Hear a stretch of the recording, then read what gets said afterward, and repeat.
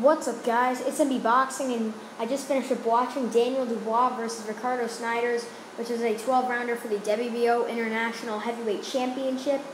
And in this fight, it showed Daniel Dubois' power, his speed, and his accuracy as he got the second-round TKO victory over Ricardo Snijders. And now Daniel Dubois is now 15-0 with 14 wins by knockout. I believe he stayed the same in BoxRec at number 18 in the world.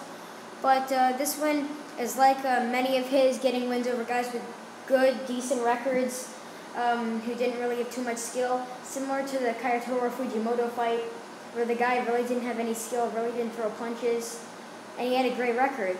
Also, similar to the Ebenezer Tete fight, he was 19-0 going into that fight. Tete really didn't throw anything, and Dubois got the first-round KO. But this win over Snijders, he defended his WBO international title. He should get higher ranked in the WBO now. I believe he's ranked highly at like number 5 or number 6. He should go up to like number 4 or number 3. Since the international title is really the title before like the interim belt, the full title, or an elimination bout. But this is a decent win for him. As I said before, it's like many of his other wins. But he did score 3 knockdowns in the first round. 2 of them were pushes, in my opinion. The first knockdown was a huge left to the body, sending Snider to the canvas. But the other 2 were really just push downs to the head after a flurry of combinations on the ropes. Snijders would get his head pushed down and go down to the canvas. Referee called it a knockdown. I was thinking maybe they should have stopped the fight at the end of the first round. But they let him continue, and in the beginning of the second round, another knockdown scored from Dubois, and then the referee stopped it. But what's next for Daniel Dubois?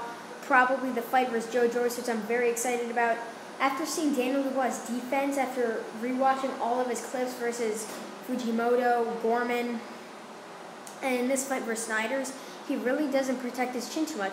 He does have one hand a little close to his chin, but maybe in a fight versus Joe Joyce, who is a power puncher, he may keep it a little higher to protect that chin. But he leaves his chin relatively open. As I said, he leaves it a little lower, more onto his neck rather than his chin protecting it. But he really hasn't been hit, as most of the guys he fought really don't have too much power, although Gorman was like 16-0 with 13 knockouts. But otherwise, he hasn't fought many 2 power punchers. But Joe Joyce would definitely be his toughest fight, and I'm very excited for that fight. I believe it's going to be in like October or November. I was hearing dates of like October 10th or October 17th. But I'm really excited for that fight because it's Daniel Dubois, who's number 18, and I believe Joe Joyce is like number 17 or number 16 in the world by BoxRec. So it's a battle between 2 guys who are so similar but yet so different, as Joe Joyce was an Olympic champion while Daniel Dubois looks more like the boxer. Joe Joyce has power similar to Dubois, who also has power. Both fought about the same level of guys, as Joe Joyce fought past prime Bermane Stiverne, past prime Alexander Ustinov, but he does have a win over Bryant Jennings, which definitely is the best out of their 2 resumes, as Bryant Jennings is a former world title challenger who's beat Alexander Dmytrenko and other fighters like Mike Perez as well. So overall, a good performance from Daniel Dubois. He'll likely face Joe Joyce next, as he's now 15-0 with 14 knockouts. And yeah, that's really it. I'm MB Boxing. Thanks for watching, and I'll see you guys later.